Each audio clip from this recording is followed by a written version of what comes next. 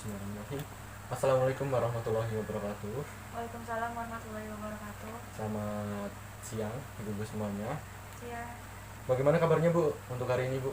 alhamdulillah baik. Baik. Sebenarnya perkenalkan ya Bu ya. Di sini saya Muhammad Saraf Nida dari program studi S1 Keperawatan Universitas Aisyah Yogyakarta. Di sini nanti saya akan melakukan penyuluhan mengenai tentang diare pada anak. Nah, untuk tujuannya sendiri yaitu agar supaya ibu-ibu semua itu tahu bagaimana cara untuk mencegah diare pada anak dan tahu bagaimana cara untuk mengobati diare pada anak. Seperti itu ya Bu ya. Di sini mungkin saya mengucapkan terima kasih terlebih dahulu Bu atas waktu dan tempat yang telah diberikan kepada saya untuk menyampaikan penyuluhan pada hari ini. Oke, mungkin langsung saja ya Bu ya, bisa kita mulai. Sebelumnya ibu-ibu semuanya di sini mengetahui apa itu diare belum? Gangguan pencernaan yang mengakibatkan terjadi BAB yang terus-menerus. Oke, benar-benar. Jadi untuk diare itu sendiri, yaitu benar yang apa yang dikatakan oleh ibu siapa tadi? Ibu Anggun ya, Ibu Anggun. Jadi diare itu adalah perubahan frekuensi dan konsistensi tinja. WHO, menurut WHO itu mendefinisikan diare itu sebagai berak cair 3 kali atau lebih dalam sehari semalam dalam 24 jam. Itu adalah diare ya. Dan menurut Kemenkes RI, diare itu merupakan suatu penyakit dengan tanda-tanda adanya perubahan bentuk dan konsistensi pada tinja yang melembek atau mencair dan bertambahnya frekuensi buang air besar lebih dari biasanya. Diare adalah buang air besar yang tidak normal atau bentuk tinja yang encer dengan frekuensi lebih banyak dari biasanya. Neonatus dinyatakan diare bila frekuensi buang air besar sudah lebih dari 4 kali. Jadi apabila anak ibu-ibu di sini ada yang mengalami BAB yang lebih dari 3 atau 4 kali, itu sudah bisa dikatakan diare. Seperti itu ya Bu ya. Sedangkan untuk bayi yang berumur lebih dari 1 bulan dan itu biasanya mengakibatkan untuk frekuensinya tuh lebih dari 4 kali. Seperti itu ya Bu. Oke, itu tadi adalah pengertian daripada diare. Selanjutnya yaitu mungkin saya akan menjelaskan mengenai penyebab diare itu apa.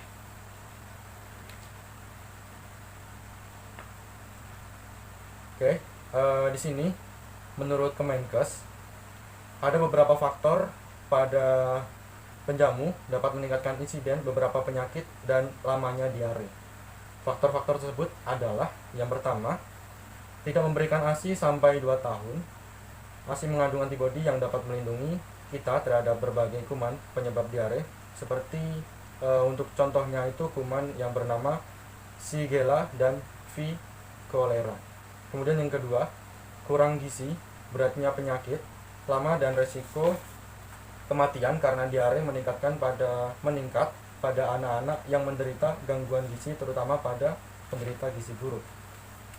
Kemudian untuk penyebab yang ketiga yaitu campak. Diare dan disentri sering terjadi dan berakibat berat pada anak-anak yang sedang menderita campak dalam waktu 4 minggu terakhir. Hal ini sebagai akibat dari penurunan kekebalan tubuh penderita. Kemudian penyebab yang keempat diare pada anak yaitu imunodefisiensi atau imunosupresi. Apa itu sih imunosupresi? Jadi imunosupresi ini adalah keadaan di mana mungkin hanya berlangsung sementara. Misalnya sesudah infeksi virus seperti campak yang seperti yang saya katakan tadi, atau mungkin yang berlangsung lama seperti penderita AIDS atau autoimmune deficiency syndrome. Pada anak imunosupresi berat, diare dapat terjadi karena kuman yang tidak parogen dan mungkin juga berlangsung lama. Oke. Kemudian untuk penyebab yang selanjutnya, secara proporsional diare lebih banyak terjadi pada golongan balita, yaitu kurang lebih sekitar 55%. Penyakit diare merupakan salah satu penyakit yang berbasis lingkungan dua faktor yang dominan, yaitu sarana air bersih dan pembuangan tinja. Kedua faktor ini akan berinteraksi bersama dengan perilaku manusia. Apabila faktor lingkungan tidak sehat karena tercemar kuman diare serta berakumulasi dengan perilaku manusia yang tidak sehat pula, yaitu melalui makanan dan minuman, maka dapat menimbulkan kejadian yaitu penyakit diare. Oke, di sini menurut Airani dalam Kurniawati terdapat dua faktor penyebab diare yang meliputi, yaitu faktor infeksi. Faktor infeksi sendiri bisa disebabkan oleh adanya faktor internal, yaitu melalui infeksi melalui saluran pencernaan yang merupakan penyebab utama pada diare anak, yaitu bisa disebabkan karena infeksi bakteri, kemudian infeksi virus, kemudian infeksi parasit, dan kemudian disebabkan oleh Yersinia.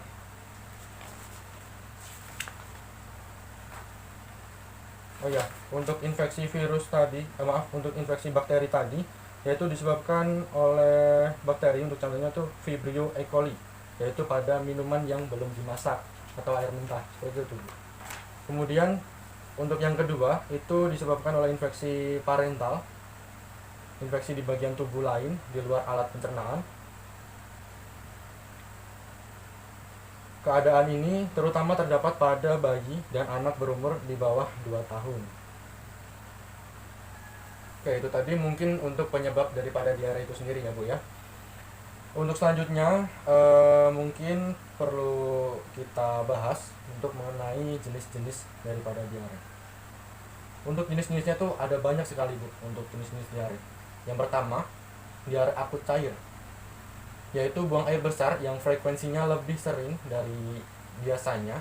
Yang biasanya tuh pada umumnya itu 3 kali atau lebih per hari dengan konsistensi cair dan berlangsung kurang dari 7 hari.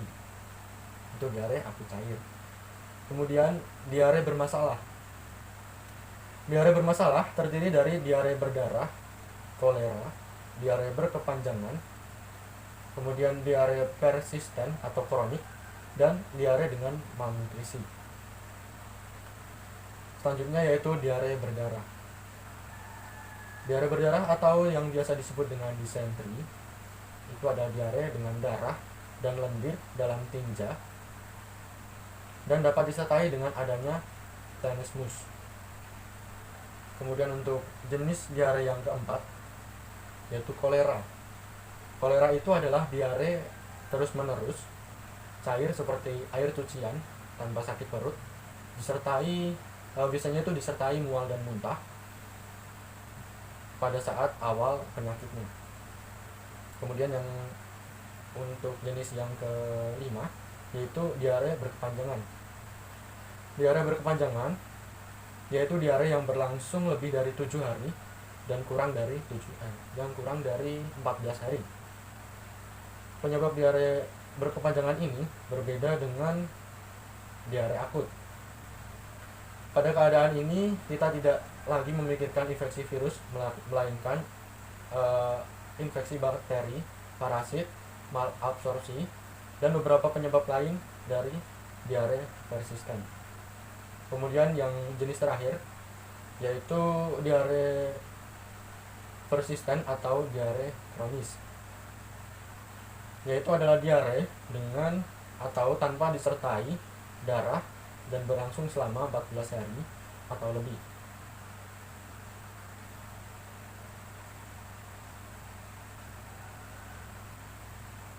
Itu tadi adalah jenis-jenis daripada diare itu sendiri ya Bu ya. Oke. Setelah itu mungkin kita akan membahas mengenai nutrisi pada balita yang menderita diare. Jadi perlu kita ketahui ya Bu ya, untuk nutrisi pada balita dengan diare itu seperti apa.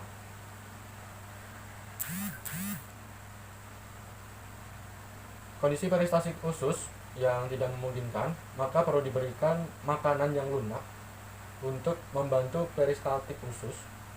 Bagi bayi yang masih menyusui, itu untuk ASI-nya tetap diberikan dan nasinya itu tetap diencerkan seperti itu Bu, untuk cara untuk memenuhi nutrisi pada bayi atau balita yang menderita diare. Oke, selanjutnya kita masuki untuk pencegahan diare.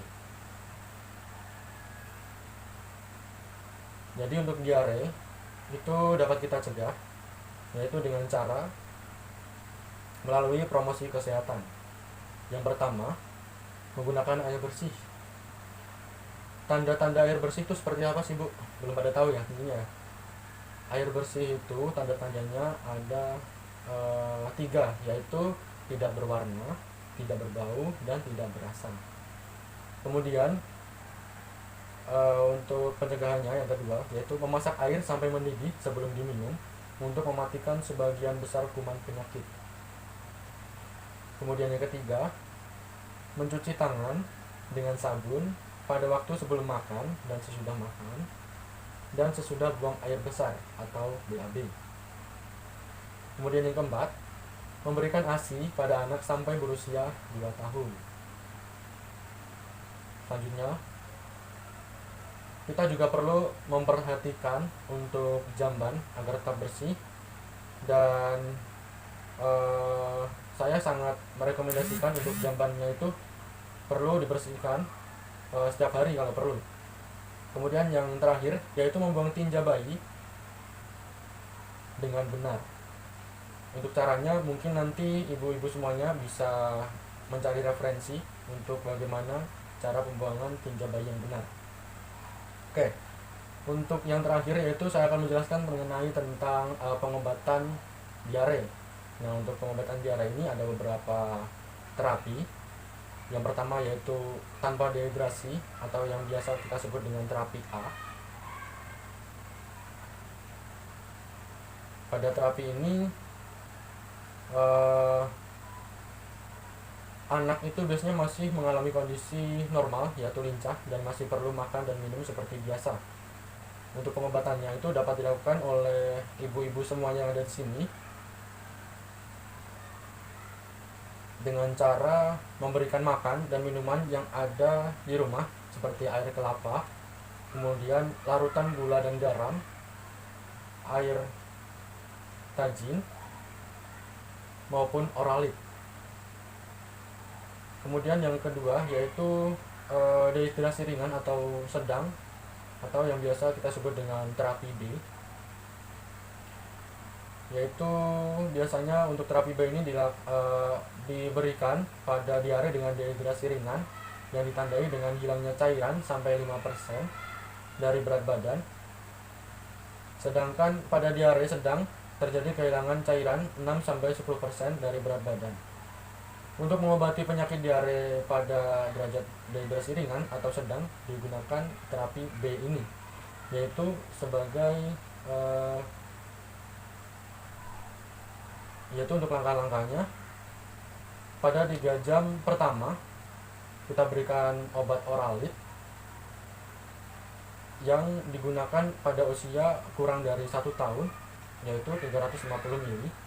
Kemudian untuk usia 1-4 tahun kita berikan dosisnya itu 600 ml. Usia lebih dari 5 tahun yaitu 1200 ml. Setelah itu tambahkan setiap kali mengalami diare.